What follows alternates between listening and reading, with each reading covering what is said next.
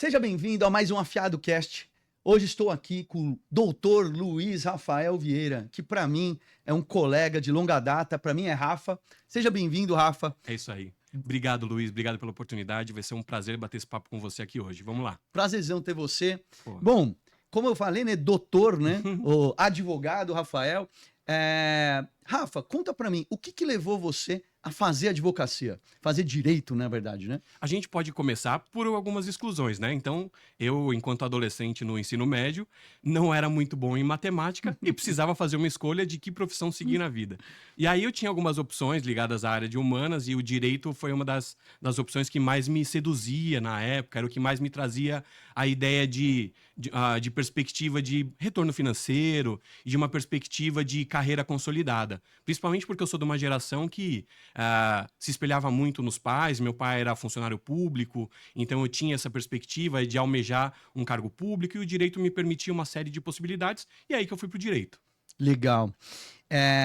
E nessa hora, né, quando você começou a seguir esse trajeto, dentro do direito existem muitas áreas, né? Uhum. Qual foi esse desejo? O que te atraiu ali? Para onde você queria ir quando você idealizou fazer direito? Na verdade, eu comecei a faculdade de Direito, e aí, como todo estudante que queria prestar concurso, o meu sonho era ser juiz. Uhum. Enquanto eu comecei a trabalhar com um grupo de professores que tinha juízes, promotores, e a minha ideia sempre foi prestar concurso e ligado mais a essas áreas. E aí, inicialmente, na faculdade, me seduzia mais as matérias de direito penal, direito do consumidor, direito ambiental, era o que eu gostava de estudar. O tributário ele surgiu no meio da faculdade, quando eu prestei um concurso para estagiário na Procuradoria da Fazenda e comecei a ter contato com o tributário. Passei nesse concurso de estagiários, comecei a atuar com execução fiscal na Procuradoria e foi assim que tudo começou na área tributária. Foi ali que eu comecei a entender um pouco do universo tributário e aí que meu caminho profissional foi começando a ser trilhado. Legal. E quando você começou a seguir esse caminho, né? O direito tributário envolve bastante conta, que é exatamente aquilo que no começo você queria fugir, certo? É verdade. E nessa hora, o que você sentiu falta de estudar alguma outra coisa? Porque o direito ele vai bastante para essa parte teórica, mas foge de números, né? Pois é. E aí eu vou te dar uma informação que muita gente não sabe. Contabilidade, ela não é uma ciência exata. Ela também está ligada à área de humanas. E embora exista a necessidade de fazer algumas contas, obviamente que não chega ao nível de detalhamento de quem estuda engenharia, como você estudou, que tem que estudar cálculo 1, 2. Você sabe que em uma determinada fase, eu comecei a fazer um mestrado em economia na GV, não terminei, e nesse mestrado eu estudava cálculo, e aí eu vi que realmente eu fui para a área certa, porque poderia ser muito mais complexo. Então, dentro da dinâmica tributária, de apuração de impostos, etc., existe uma lógica, uma racionalidade ali, que embora exija algum tipo de cálculo, obviamente que não tem a complexidade como para quem faz engenharia, ou mesmo para quem trabalha com estatística. É um pouco mais contido. Legal. E me fala uma coisa, quando você começou a seguir esse caminho, né? Onde você começou a estagiar? Quais foram os seus primeiros empregos, experiências? Como que foi isso daí? Legal. Eu falei para você que eu fiz estágio na Procuradoria da Fazenda, com tributário, eu fiz outros estágios na vida. E aí aconteceu um fato interessante. Eu acabei de comentar com você que eu queria ser juiz. E aí, no meio da minha faculdade, veio uma regra nova que exigia que todo mundo tivesse 3 anos de prática para que pudesse prestar concurso para juiz. Isso não existia quando eu entrei na faculdade e veio bem no meio dela.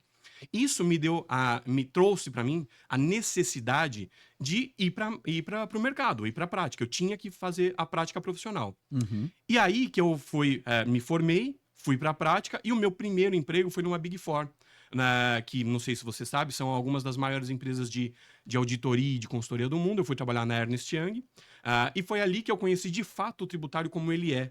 Muito distante do que eu fazia até então no meu estágio, mas um tributário mais aprimorado, mais refinado. Foi assim que a minha vida no tributário ela deu um passo mais relevante e que a minha carreira profissional começou a ser calcada de forma mais consistente. Cara, que legal. Já direto ir para uma Big Four ali, já fantástico. É um passo enorme, assim, né? assim, para te abrir portas, horizontes, para entender tudo isso, né? Era muito legal. Vou te falar que, assim, não dá pra gente ser hipócrita, né? Quando a gente escolhe uma profissão, a gente tá também numa perspectiva de um retorno financeiro. E eu tinha alguns amigos já e pais de amigos que trabalhavam na área. Todo mundo que eu conhecia que trabalhava na área tributária, na área de auditoria, em geral eram pessoas que tinham boas remunerações, pessoas que tinham um padrão de vida bacana. Eu via aquilo e eu queria aquela realidade para mim também. Então, como Uhum. eu tive que ir para o mercado sem poder prestar concurso por conta dessa regra dos 3 anos, e eu, obviamente, eu queria ir para o mercado e queria ganhar dinheiro, eu escolhi uma área que eu sabia que tinha um retorno. E Uhum. aí comecei a buscar essas Big Four, comecei a me candidatar aos processos seletivos, até que consegui, em um determinado momento, entrar na Ernst Young e foi realmente um divisor de águas na minha vida. Que Foi legal. determinante, foi a escola que eu precisava para aprender de fato como aplicar as regras tributárias. Que legal. E o que que você, em que momento você virou uma chave e que você acredita que foi o momento que te guiou para o sucesso de fato? Porque em algum momento na sua carreira você estava estagiando como outras pessoas e de Uhum. repente hoje você é uma pessoa muito bem sucedida e eu queria que você falasse o que que você atribui à chave do seu sucesso, assim. É que sucesso é uma perspectiva muito muito complicada, né? Cada um pode ter uma perspectiva. Eu sempre falo que o sucesso ele é poliédrico. Ele pode ser encarado e enxergado por diversos vieses.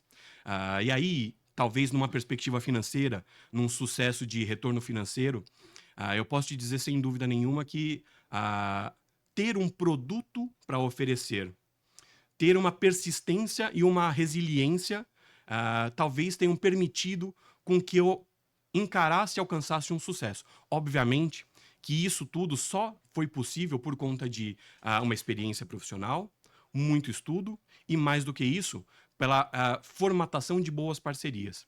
Eu não existiria e meu escritório não existiria se eu não tivesse os parceiros que eu tive no início do negócio e que eu mantive ao longo do negócio. As parcerias, elas foram determinantes para o meu negócio dar certo desde o começo e para se manter dando certo até hoje. Até porque quando você tem parceiros e você é sério na parceria, você faz com que uma série de parceiros, uma série de pessoas comecem a trazer clientes para você o tempo inteiro.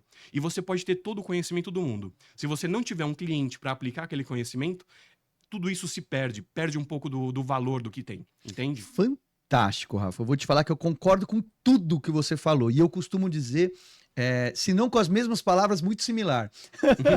Porque, assim, primeiro, sucesso, o que é sucesso para um, não necessariamente é sucesso para o outro. Com Né? O certeza. sucesso ele é subjetivo. Né?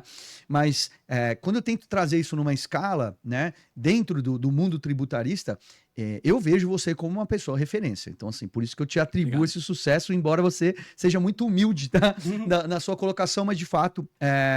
E quando eu olho para qualquer mercado, e não só tributarista, não só dentro do direito, mas qualquer um, tem muita gente tecnicamente muito boa Uhum. que não tem sucesso, ou seja, que não chegou a patamares que poderia ter chego. Uhum. E não é por falta de estudo, não é por uma falta de conhecimento técnico, mas muitas vezes pelo network.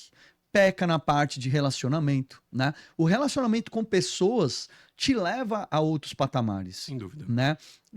Então, muita gente eu vejo que acaba pecando por esse lado. O que que você atribui esse sucesso? Porque assim, embora eu entendo que quando a gente tem parcerias consolidadas, que você é uma pessoa séria, né? Que a pessoa pode contar com você, você com ela, você entrega o que promete, né? Isso consolida, beleza, mas você tem que achar as pessoas. Como que você atribui o seu network que você conseguiu construir esse seu network? Teve alguma estratégia, alguma atitude, alguma coisa que você atribui ao sucesso do networking, sim? Obviamente que nada é isolado, né? Mas uma série de ações que a gente vai fazendo, elas vão permitindo que a gente colha alguns resultados. A gente não falou, talvez você nem saiba, mas embora eu seja advogado, eu fui fazer também faculdade de contabilidade, ainda quando Legal. estava na Ernst Young, conheci muita gente. Além disso, eu fiz mestrado em Direito Tributário na FGV, eu sou especialista em finanças corporativas pela Unicamp, estou terminando agora minha especialização em Direito Tributário, uma outra especialização na USP, na Faculdade de Ribeirão Preto. Isso tudo eu fiz com um propósito, Por quê? Eu acabei de falar para você, eu tinha um produto. Então, se você quer dar certo em qualquer negócio, você tem que ter um produto interessante para o mercado, você tem que ter o que oferecer. Você pode ser um cara muito bom, se você não tiver nada para oferecer, ninguém vai abrir nenhuma porta para te ouvir. Então, eu tinha um produto. E eu tinha uma estratégia. E a minha estratégia passava necessariamente por relacionamentos de networking e relacionamentos de networking qualificados. E aí eu fui buscar nas especializações, nas pós-graduações, esse relacionamento, além de, obviamente, contatar os meus relacionamentos de amigos da vida. Amigos de escola, amigos de faculdade, amigos de trabalho, todos que pudessem, de alguma forma, ver valor naquele produto que eu tinha para oferecer e que, de alguma forma, pudessem ganhar dinheiro junto comigo.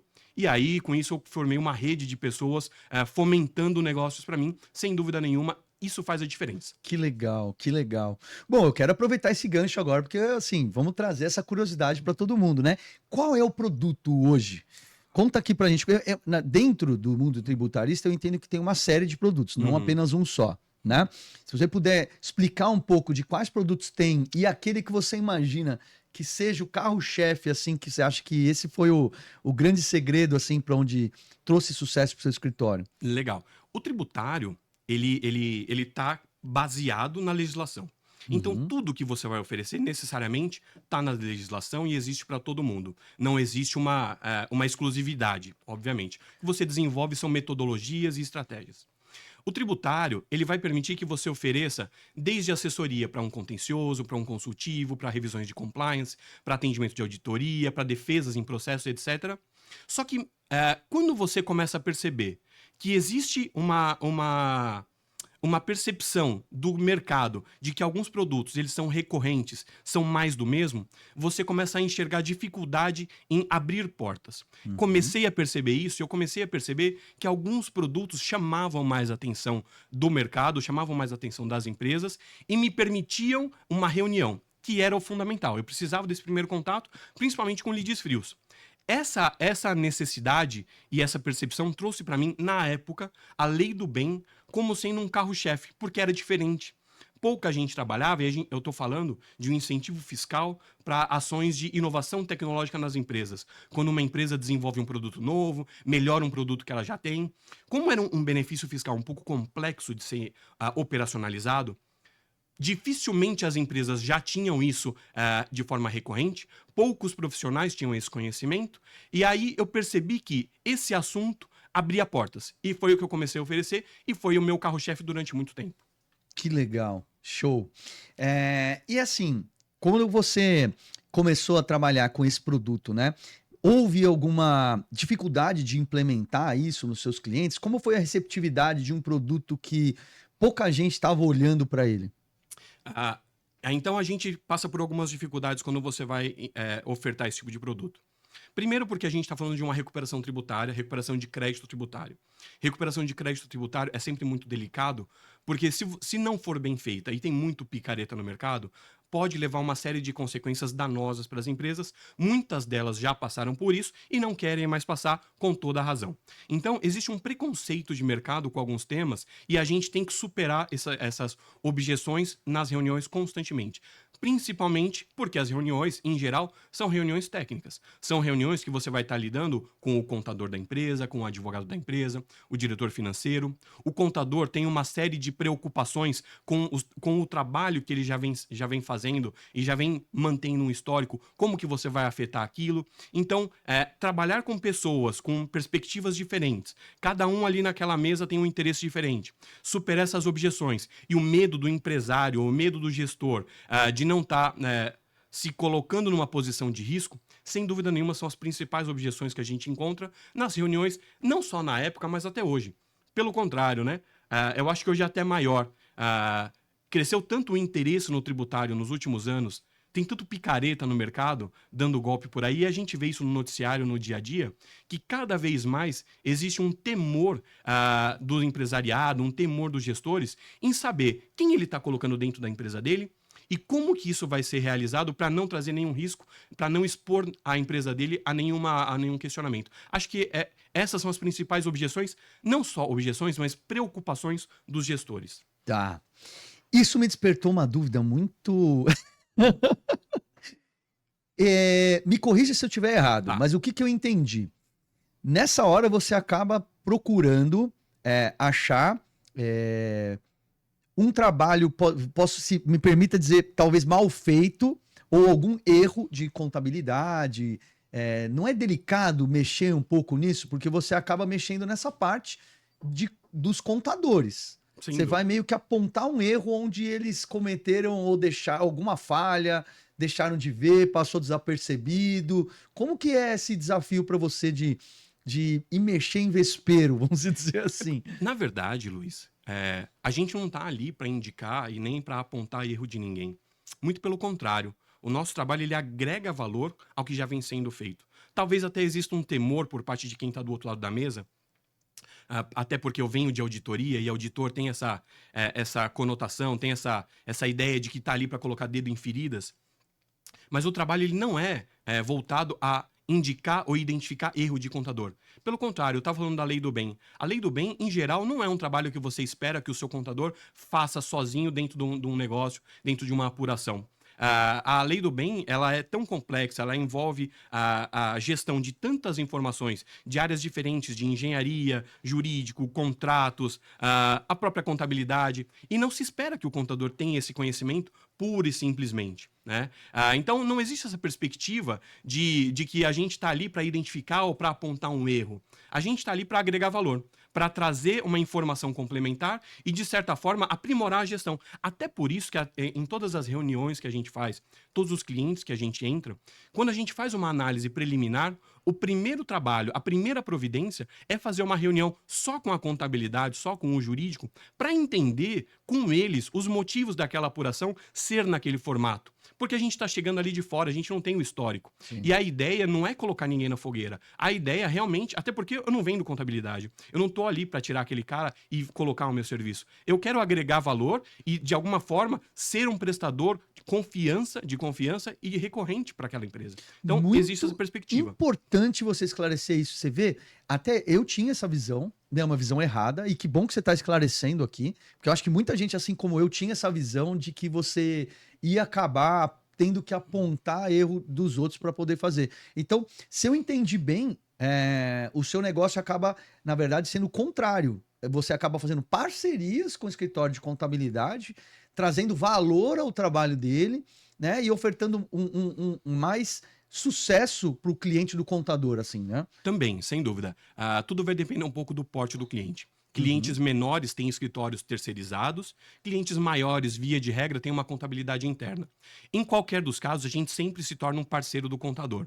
Porque, como eu disse, a gente não está ali para tomar a conta dele da contabilidade, porque eu não vendo contabilidade. A gente está ali para aprimorar a gestão, para dar um insight diferente, para dar uma perspectiva diferente, de alguma forma aprimorar. Então, seja numa empresa maior, que tem uma contabilidade interna, seja numa empresa menor, que tem uma contabilidade terceirizada, o nosso papel sempre vai ser o de estabelecer uma parceria de confiança com o contador, até porque, se não for assim, o trabalho não acontece. Eu dependo desse profissional tanto para obter a informação, como para implementar qualquer melhoria que eu pretenda fazer. Então, é necessário que exista uma relação de confiança, uma relação de honestidade e uma relação de parceria muito clara dentro desse cenário.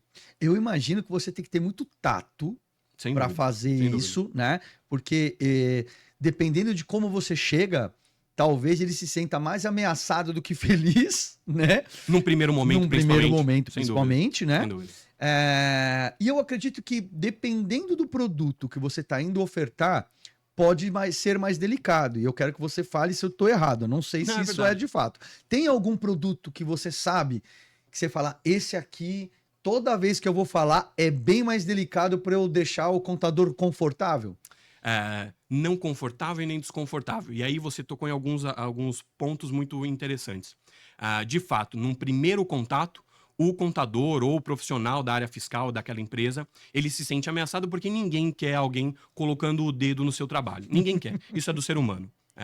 Além disso, existem alguns trabalhos que eles refletem e eles repercutem na rotina daquele profissional de forma mais complexa. Então, toda vez que eu ofereço algum trabalho que envolva uma revisão de apurações, que envolva a necessidade de retificar obrigações acessórias, de retificar o passado daquela empresa, em geral, esses produtos, eles sofrem uma certa resistência.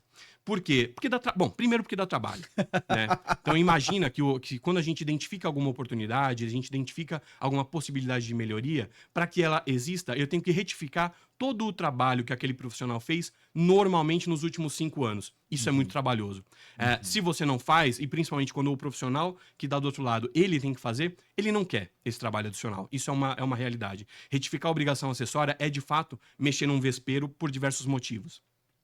Além disso, toda vez que eu ofereço algum produto, onde a gente vai fazer alguma revisão de apuração, principalmente levantamento de créditos de PIS e COFINS, revisão de créditos de ICMS, eu tenho que rever a apuração.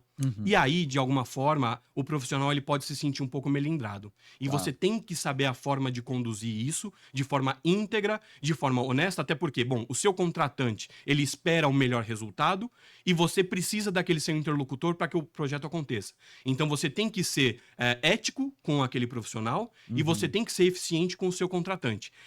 Saber mesclar isso, saber dosar essa mão, eu acho que é determinante no sucesso de qualquer um. Talvez seja um dos motivos de sucesso do meu escritório, que a gente comentou aí no começo da nossa conversa. Legal. Sem dúvida nenhuma, esse tato, esse feeling Sim. vão fazer total diferença. Eu imaginei. E nos últimos anos, eu vejo que vem se discutindo muito sobre a reforma da reforma tributária. Sim, certo? sem dúvida. E como que isso hoje, como você vê a reforma tributária, como você vê os próximos, assim, como deve se encadear todas as mudanças que vem fazendo, como você vê a reforma hoje? Eu vou falar para você primeiro como cidadão, tá? E como um profissional de mercado.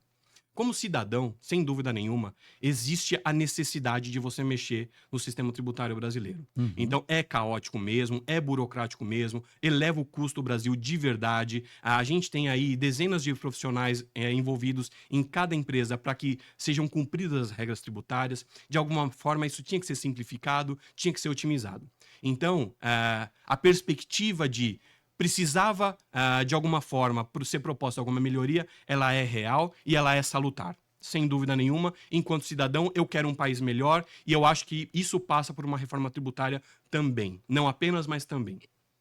E aí, agora, tecnicamente. Falando tecnicamente para você, eu imagino que a reforma tributária, embora ela tenha o viés, ela tenha a perspectiva e a pretensão de ser uma solução para o mercado, sem dúvida nenhuma, os primeiros estudos indicam um aumento de carga tributária, principalmente para alguns setores.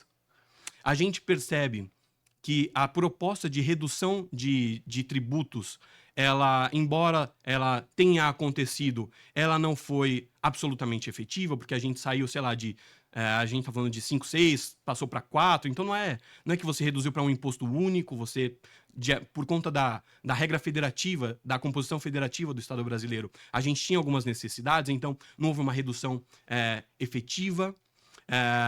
Mas, enfim, ela está aí, ela começa a ser implementada, e aí a gente está falando aqui da reforma tributária dos tributos sobre consumo, tá? Porque existe uma outra discussão que a gente vem acompanhando aí da reforma da tributação sobre a renda, quando a gente fala de tributação de dividendos, de isenção de quem ganha até R$5.000, etc., tá ligada à renda. A gente está falando hoje de consumo, ICMS, PIS, COFINS, etc.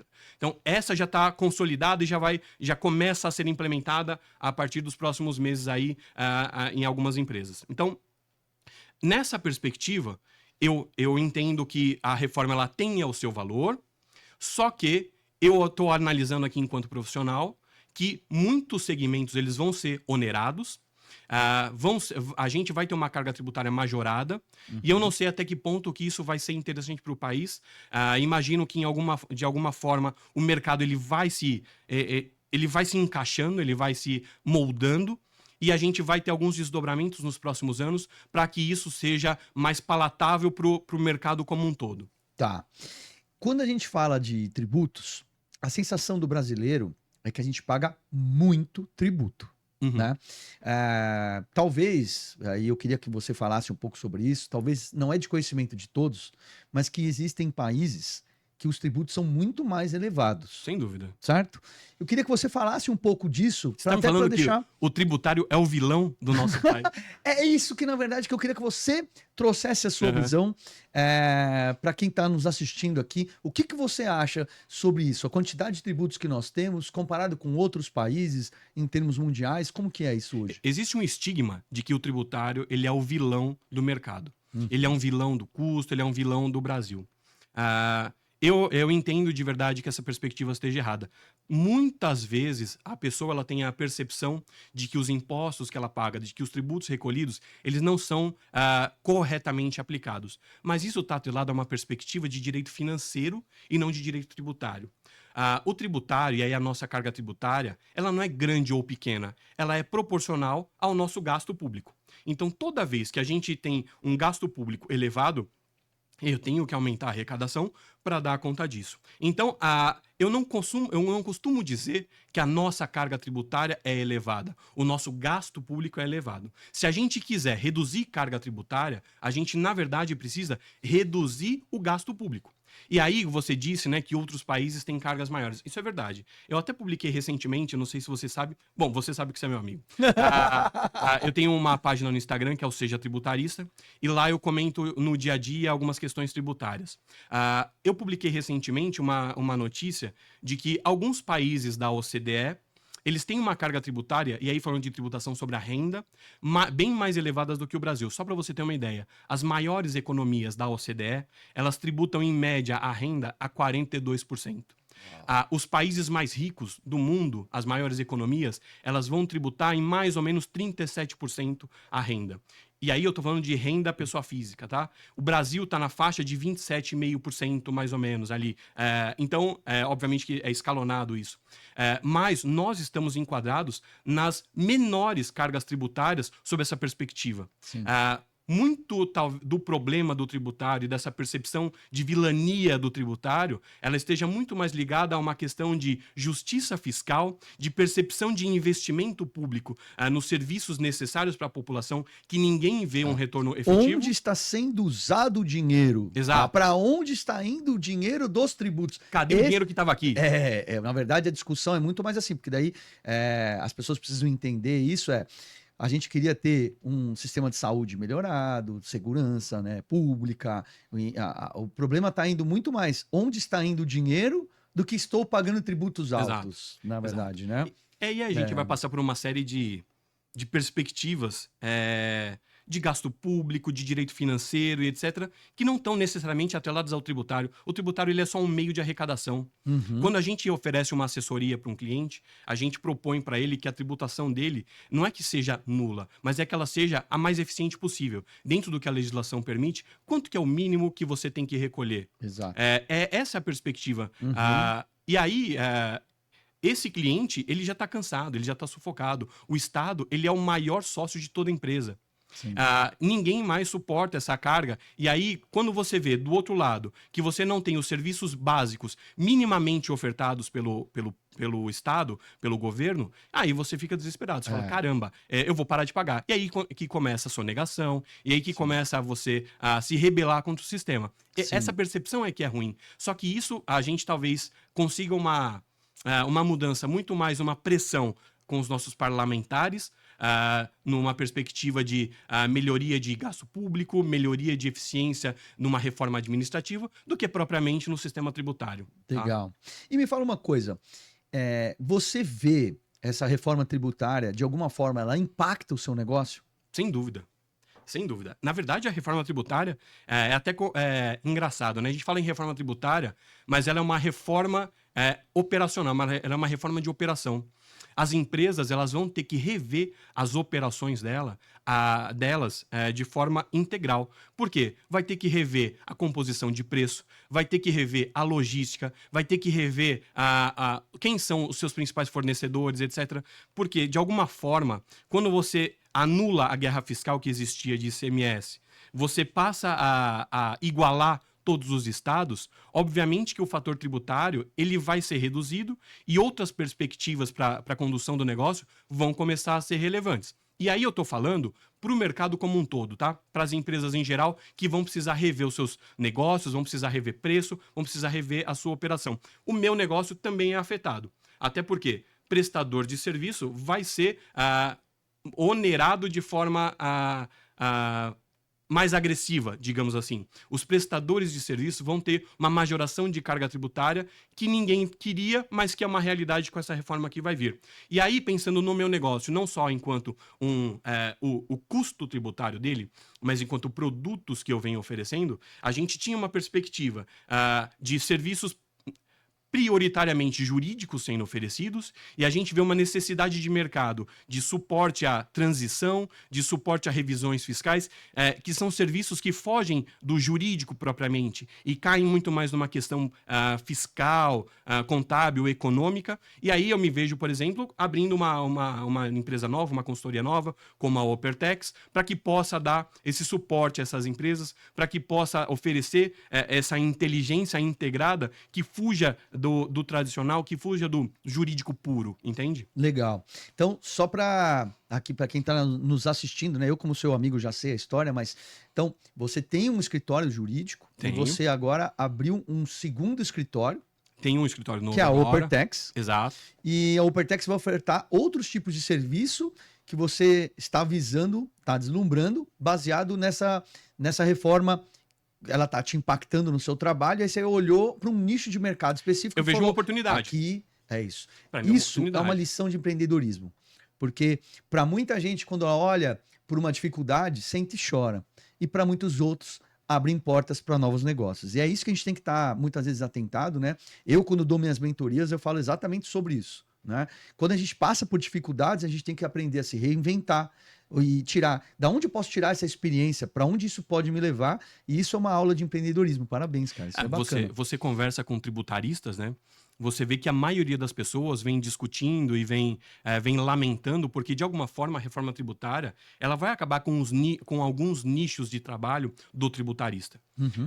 Eu tinha a opção também de ficar chorando, mas eu preferi me reinventar e eu preferi enxergar uma oportunidade. Então, se a oportunidade está dada e ela nivela todo mundo, eu vou explorar essa oportunidade de forma mais eficiente possível. E eu percebi que isso passava por uma assessoria que envolvesse diversos conhecimentos que não só o jurídico, então conhecimentos tecnológicos, conhecimentos de economia, conhecimentos de administração, conhecimentos de contabilidade, e que eu precisava, de alguma forma, formatar melhor alguns produtos para que o meu cliente, para que o mercado pudesse ter acesso a um serviço de qualidade e que, de alguma forma, ajudasse nessa transição e que ela fosse da forma mais suave possível. Esse é o propósito. E com isso, obviamente, eu viso o meu lucro, eu viso aumentar as minhas receitas, sem dúvida nenhuma. Que legal.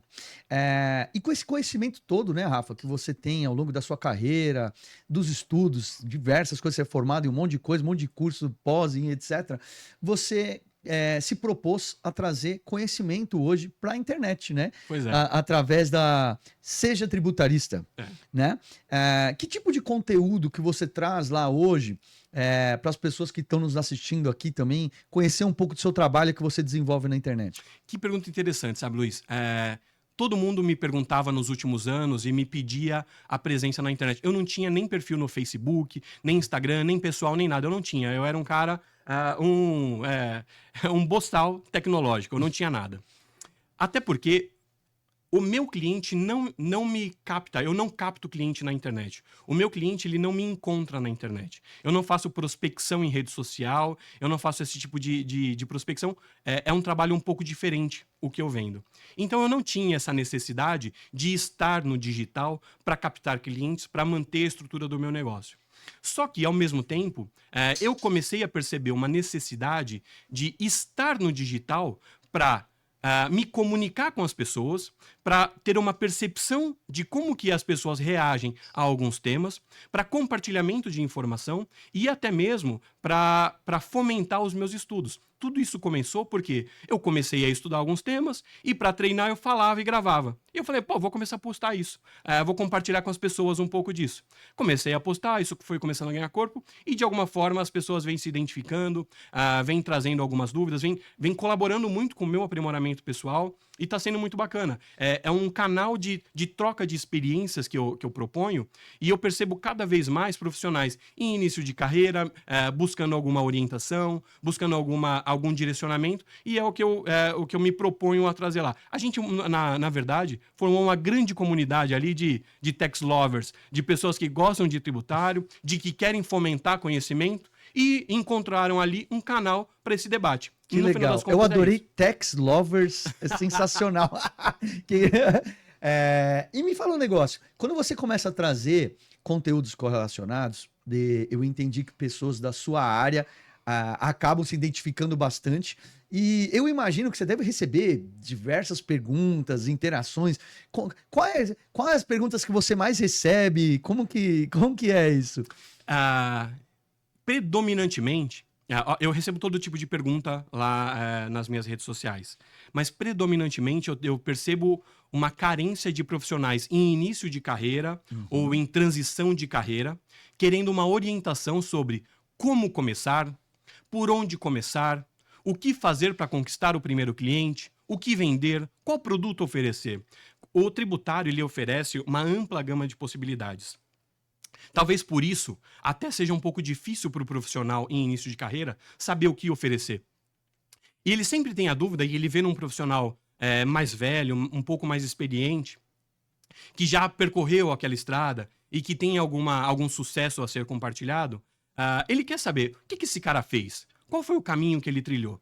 E aí eu posso te falar seguramente, 95% das abordagens que eu recebo é feita por pessoas que estão em início de carreira, querendo saber como começar, como dar o primeiro passo, como conquistar o primeiro milhão. Essa é a dúvida geral. Que legal. E eu fico me perguntando, Rafa, se você tivesse hoje começando, como que você consumiria esse tipo de conteúdo? Isso teria te ajudado ao longo da sua trajetória? Você acha que talvez você teria seguido algum rumo diferente da onde você seguiu? Eu acho que sim. Eu acho que, na verdade, eu não teria seguido um rumo diferente, mas eu teria pego atalhos. Eu acho que esse tipo de conhecimento ele permite com que você evite erros que outra pessoa já cometeu e que ela já está te mostrando ali que você pode superar de forma mais ágil. Então, o tributário, é óbvio, né? Quando a pessoa pergunta por onde eu começo, eu poderia falar, você tem que estudar. É lógico que tem. Eu vendo conhecimento. Sim. Então, se eu vendo conhecimento, eu tenho que buscar conhecimento. Perfeito. Por isso que a todo momento eu estou buscando pós-graduações, estou buscando cursos. É óbvio, isso é uma regra geral. Mas mais do que isso, é preciso ter uma perspectiva e um viés empreendedor, um viés comercial para o negócio. Eu preciso ter um produto que chame a atenção. Eu preciso ter uma estratégia. Eu preciso ter uma persistência de negócio.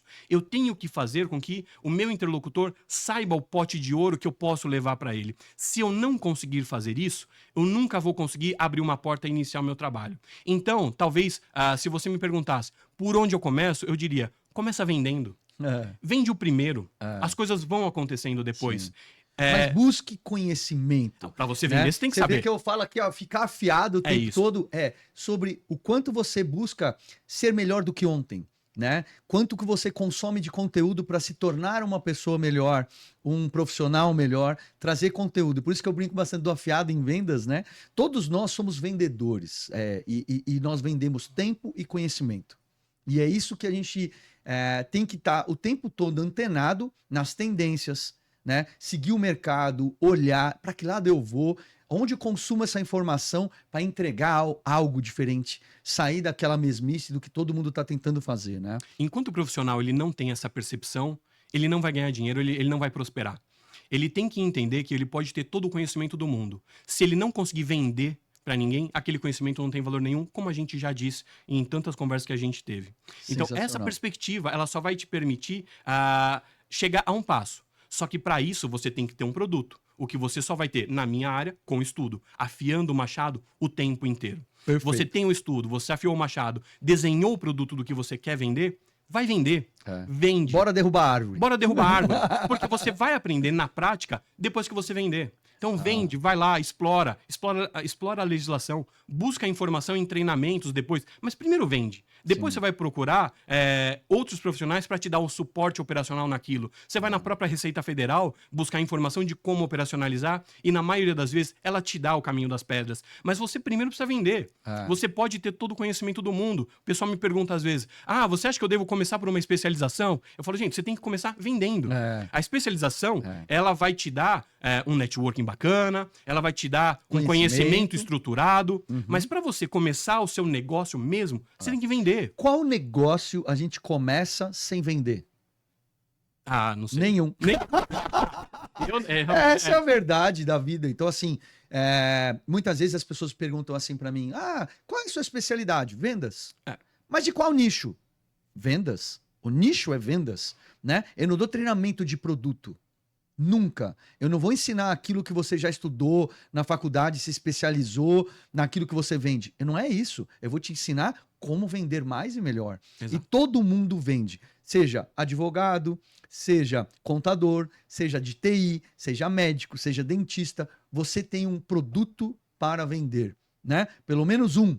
Exato. Eu espero que você tenha vários, né? Para todo mundo. Eu sempre falo, tenha, né, um low ticket, um high ticket, tenha isso na sua prateleira e até para você entender um pouco de demanda, posicionamento de mercado, mas todo mundo tem que vender algo para alguém, seja produto ou serviço, mas esse é a de verdade. E aí, aonde as pessoas param no tempo, onde eu costumo brincar aí, tanto com uma BlackBerry, a BlackBerry poderia ter sido um monstro, foi um monstro e hoje, cadê? BlackBerry não acreditou, né? Que o touch estava vindo aí, ele acreditava muito no teclado, né? A Kodak que acreditava em revelar foto, né? Então, assim, teve muitas empresas que foram referências, líderes de mercado que não se atualizaram, não afiaram o machado e que depois acabaram caindo por terra, né? Luiz, você sabe, e aí desculpa te interromper Imagina. até, só para eu fazer esse testemunho aqui, você sabe que eu sou um admirador do seu trabalho, Obrigado. do seu conhecimento. Não só, sou seu cliente. Você me direciona a tomar as melhores decisões nas perspectivas comerciais do meu negócio. Não só do meu negócio, mas muitas vezes da minha vida enquanto perspectiva de pessoa. E aí, como sendo alguém que já leu o seu livro, O Afiado em Vendas... Vai lançar ainda, você tá dando spoiler. Mas já tive a oportunidade de ler o seu livro, eu tenho como testemunhar que, de fato, aquele conhecimento, aquela metodologia proposta, ela traz resultados efetivos. Talvez eu seja a prova disso. Aplicando um pouco dessa metodologia, desse conhecimento, dessa resiliência, talvez isso tenha sido um dos fatores de sucesso para mim também. Então, aqui talvez seja um momento de agradecer a você por esse direcionamento, por esse conhecimento compartilhado, porque eu bebi dessa fonte também e, de alguma forma, eu sou um resultado disso no meu negócio. Uma honra, Rafa. Muitíssimo obrigado, assim, totalmente inesperado e, assim, é uma honra muito grande, de verdade, obrigado. E fico contente de ter contribuído, de certa forma, espero contribuir muito mais, eu quero te ver cada vez mais voando voos mais altos aí. Falando de produtos, né? Eu sei que você lançou um produtinho na internet aí, né? Como que é a história dessas camisetas aí, inclusive, né? Até trouxe uma para você aqui. De Não, tem que abrir aqui para mostrar, pô. Isso aconteceu, Luiz. Eu estava falando agora que lá dentro do Seja Tributarista, a gente formou uma comunidade de tax lovers, né? Aqui, ó, tax lovers. Um tributarista. Enquanto tax lover, começam a existir algumas brincadeiras entre o pessoal, uma necessidade de identificação mesmo. E aí eu coloquei algumas camisetas lá temáticas, né, para o tributário, brincando, para que as pessoas pudessem ter esse referencial, para que as pessoas pudessem ter orgulho dessa área que muda a vida de tanta gente. E eu coloquei de forma totalmente despretensiosa. Você sabe que não é daí que vem a minha receita para o site, para o negócio. Não vivo disso, mas se tornou uma abordagem interessante. as pessoas começaram a se identificar, começaram a me contatar para entender os motivos, para mostrar que ela comprou, que foi legal, que todo mundo falou. Tem muitas delas que têm alguma motivação com alguma piadinha, alguma eu adorei. conotação mais jocosa. Eu vi vários. É muito legal. É muito então, legal. Essa foi a ideia. A ideia foi de trazer um referencial de comunidade mesmo, de text lovers, de pessoas que curtem aquele assunto e que até então você não tinha. Você tinha para quem gostava de diversos segmentos, mas você não tinha para o tributário específico. E de alguma forma eu senti essa carência, as pessoas sentiam, e nesses bate-papos surgiu essa necessidade, surgiu essa ideia e tá aí. Tá sendo bem legal. Muito legal. Aliás, eu adorei. Tem várias frases que para mim é divertidíssimo. Sempre que eu vejo, eu dou muita risada. É do nosso dia a dia, né? Exato. É o perrengue chique do que a gente passa. É o perrengue chique. Adorei. Cara, eu queria encerrar agora contigo. Queria que você desse aqui para nós o que conselho você daria para aquelas pessoas que estão iniciando a carreira, que são a maior parte, inclusive, dos seus seguidores hoje, do seu trabalho. Que conselho você daria para eles hoje? Que forma começar, né? Na verdade, eu acho que você deu o spoiler da resposta, mas eu queria que você desse um direcionamento aí para eles. Papel e caneta na mão. Eu não tô falando isso para você. Eu tô falando para a pessoa que tá ouvindo a gente. Legal. Pega um papel e uma caneta, escreve. Eu preciso ter ideias reais, ideias palpáveis. Pega um papel e uma caneta e coloca ali as suas ideias. Coloca exatamente qual é o seu produto, qual é o seu nicho, qual que é o seu target, qual que é o seu budget para aquilo. Quanto tempo você vai investir naquilo de forma profissional? Mais do que isso, mantenha-se estudando, afiando o machado constantemente, mas sem perder o foco naquela estratégia que você traçou. Então, tenha uma estratégia clara. Quando eu comecei a vender o meu produto e eu tinha sempre a perspectiva de anual, né? Então, em um ano eu tenho que estar faturando X mil reais. Se eu não estiver faturando X mil reais, eu vou passar para outro negócio. Por quê? É muito ruim quando você começa a se perder nos seus sonhos, a ser levado para um caminho de falsas ilusões. Falsas ilusões não, de ilusões. Então, para isso, você tem que ter uma perspectiva clara de mercado, de estratégia do seu produto. O que você vai oferecer, por quanto tempo, para quem, qual o resultado esperado. E se aquilo não acontecer, qual que vai ser o próximo passo? Em paralelo a isso, se manter constantemente estudando e fazendo networking. Isso, sem dúvida nenhuma, é o segredo do sucesso. Fantástico. E se sabe, as pessoas descem muito para aquele nível de piloto automático. E ficam apagando incêndio semana após semana, dia após dia, e não vem crescimento. A parte estratégica, que é o que você está explicando para as pessoas, é o segredo do sucesso de qualquer negócio, e que muita gente fala que não tem tempo para fazer. Mas o tempo tem que ser dedicado muito mais na estratégia. Sem dúvida. Né? Eles estão tanto no operacional e fica apagando incêndio, não cresce, e ele fala, eu não tenho tempo. Aí eu falo, cara, o tempo você tinha que mudar a prioridade, porque tempo não é falta de tempo, é falta de prioridade. Perfeito. A prioridade deveria estar na estratégia para você entender quais são seus produtos, precificação, concorrentes, né? Para você conseguir entender, aí você tem que ter uma meta financeira, de retorno financeira, mas você tem que ter uma meta de atividade. Muita gente comete o erro de falar assim, tá bom, eu quero faturar 100 mil, 1 milhão, que seja, e fala, tá bom, essa é a meta financeira que você quer ter. Como você vai chegar lá? Quantos produtos você vai vender? Para entender quantos produtos você vai vender, quantas reuniões você tem que fazer? Para fazer tudo isso de reunião, quantos leads você tem que gerar? Então a gente tem que entender um pouco do fluxo, né? E aí a gente tem que fazer a parte estratégica, entender de conversões, ser uma pessoa bem organizada. Muita gente só sai vendendo por vender. Eu saio ligando, tentei vender, consegui, não consegui, deu certo, não deu certo, e mês que vem faz a mesma coisa, e por isso muitas vezes não cresce. Exato. E tem que ter uma racionalidade nisso. Você não pode se perder no seu sonho, né?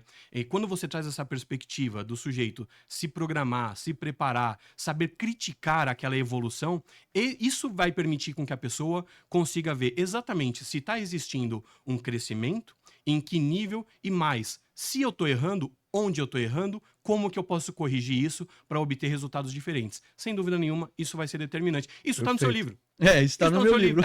Então, de certa É forma, verdade. um manual de direcionamento. É verdade. Todo mundo tem que saber vender. É. E isso está muito bem explicado, está E delimitado. tem que saber corrigir rota. É isso. Né? Persistir no erro é burrice. Até certo ponto a gente tem que realmente bater, mas em um determinado momento tem que falar, opa, peraí, será que eu não tenho que corrigir rota, né? Ir para um outro lado, para onde eu estou indo? Se você não junta informações, você não faz uma parte analítica, você não corrige rota, né? Você vai persistir num erro, né? Então isso é... Rafa, foi um imenso prazer. É uma pena que passa tão rápido. Caramba. Né? Mas eu queria te agradecer de verdade, de coração. E quero acompanhar cada vez mais o seu crescimento, né, em todas as plataformas, né? Digo até familiar, né? Das suas empresas, dessa nova jornada que você tem na Uppertex hoje. E eu quero dar um recado aqui para você.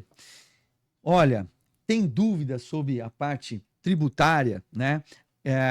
Gente, segue o Rafa traz dicas excelentes no Seja Tributarista.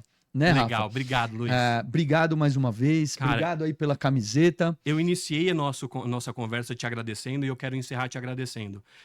Para mim, mais do que um prazer, e é uma oportunidade estar aqui, de alguma forma, compartilhando um pouco do que eu penso sobre diversos assuntos, compartilhando um pouco da minha história com as pessoas que, de alguma forma, possam se identificar com ela. Muito melhor ainda, num bate-papo com um amigo que sabe muito bem explorar, porque conviveu e viveu muitas dessas experiências, e que, de alguma forma, sabe a importância de levar isso para outras pessoas. Cara, obrigado de verdade pela oportunidade. Saiba que você pode contar comigo sempre que você precisar. Eu que agradeço. O que eu quero mais hoje no Afiado Cast é trazer conhecimento para as pessoas, né? Eu quero trazer aqui empresários, histórias de superação, dificuldade. Todo mundo não alcançou o sucesso à toa. Por trás de todo o sucesso tem muita história de dificuldade, de sofrimento, né, de superação. E eu quero trazer isso para as pessoas, sabe? Porque as pessoas costumam atribuir o sucesso à sorte.